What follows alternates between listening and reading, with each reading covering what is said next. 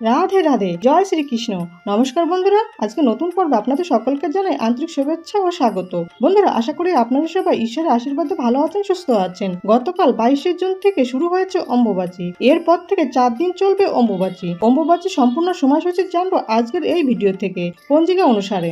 এর পরবর্তীতে আমরা জেনে নেব অম্বুবাচী পালনের নিয়ম কি রয়েছে। অম্বুবাচী প্রবৃত্তি থেকে শুরু করে নিবৃত্তি পর্যন্ত আপনারা কিভাবে অম্বুবাচী পালন করবেন, এই সময় কি খাবেন কি খাবেন না, আর যারা ব্রত পালন করছেন তারা কিভাবে ব্রত পালন করবেন, এবং যারা অম্বুবাচী ব্রত পালন করছেন না তাদের জন্য কি কি নিয়ম রয়েছে, এই সমস্ত কিছু জানবো আজকের এই পর্ব থেকে। বন্ধুরা, যদি আমার চ্যানেলে নতুন হয়ে থাকেন চ্যানেলটিকে সাবস্ক্রাইব করে এবং ভিডিওতে একটি লাইক করে পাশে থাকার অনুরোধ রইল। আর যারা ইতিমধ্যে আমার চ্যানেলটিকে সাবস্ক্রাইব করেছেন তাদেরকে জানাই অসংখ্য ধন্যবাদ।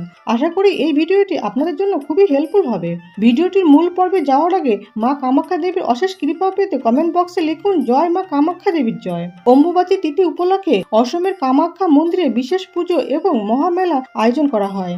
এই পুজো উপলক্ষে দেশের নানান প্রান্ত থেকে বহু সাধু সন্ন্যাসীরা ভিড় করেন। বহুদিন ধরে সেখানে চলে তন্ত্র সাধনা। অম্বুবাচীর বিশেষ তিথিতে কোনো গাছ লাগানো বা কোনো গাছ তোলা হয় না। মনে করা হয় এই সময় মাটি খুললে ধরিত্রী মাকে কষ্ট দেওয়া হয়। সেই বিশ্বাস থেকেই এই নিয়ম পালিত হয়। অম্বুবাচীর সঙ্গে জড়িয়ে আছে বহু আচার অনুষ্ঠান।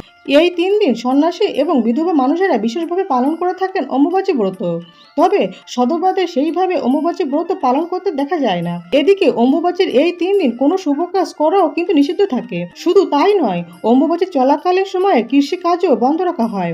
3 দিন পর অম্বুবাচী শেষ হলে ফের কোনো মাঙ্গলিক অনুষ্ঠান ও চাষাবাদ দিয়ে সমস্ত কাজ আবার শুরু করা হয়। চলুন আর দেরি না করে জেনে নেওয়া যাক পঞ্জিকা অনুসারে অম্বুবাচী শেষ কবে হচ্ছে।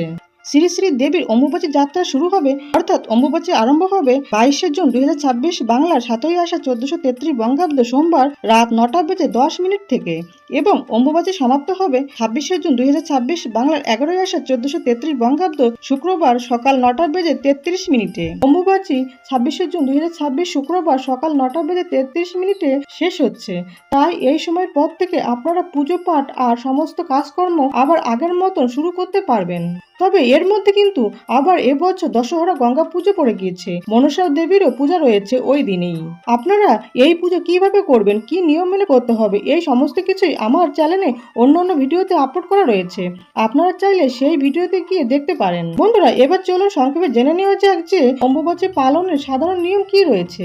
নতুন করে কোনো শুভ কাজ শুরু করা হয় না এই অম্বুবাচী 3 দিনে। বিবাহ, গৃহপ্রবেশ, উপনয়ন, অন্নপ্রাশন ইত্যাদি শুভ অনুষ্ঠান এড়িয়ে চলা হয়। অনেক ভক্ত নিরামিষ আহার গ্রহণ করেন এই 3 দিন।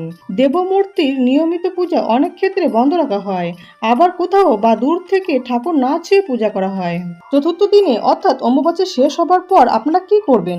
ঘর বাড়ি পরিষ্কার করতে হয়, স্নান করে শুদ্ধ বস্ত্র পরিধান করতে হয়। ঘরের চতুর্দিকে আপনাদেরকে কিন্তু গঙ্গা জল ছিটিয়ে শুদ্ধ করে নিতে হবে। দেবমূর্তির পূজা পুনরায় শুরু করতে পারবেন। মা শক্তির আরাধনা, জপ, দান, ব্রাহ্মণ ভোজন করানো এই দিনে অত্যন্ত শুভ বলে মনে করা হয়। অর্থাৎ আপনারা যেটা জানতে চেয়েছেন যে এই 3 বা 4 দিন পূজা করা যাবে কিনা। পুজো অবশ্যই করা যাবে, তবে যারা ব্রত রয়েছেন তাদের জন্য পুজো না করাই ভালো। আপনারা যারা বিধবা মহিলারা এই ব্রত পালন করছেন তারা পুজো পাঠ করবেন না।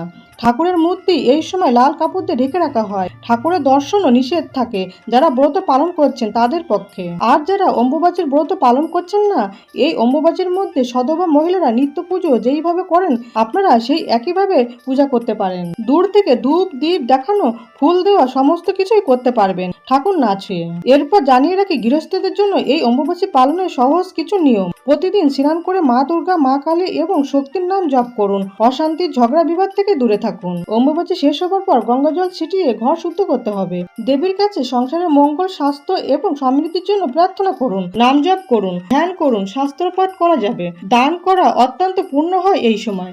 এছাড়াও যে কোনো গ্রন্থ আপনারা পাঠ করতে পারবেন। অম্বুবাচীর সময় বাড়িতে শঙ্খ বাজানো উচিত নয়। এই দিনগুলিতে সমস্ত ধরনের শুভ কাজের সাথে সাথে পূজা অর্চনা নিষেধ থাকে। তবে আপনারা শঙ্খ ঘন্টা না বাজালেও এই সময় আপনারা কিন্তু ঠাকুর ঘরে ঠাকুরের সামনে ধূপ প্রদীপ জ্বালিয়ে প্রণাম করতে পারবেন।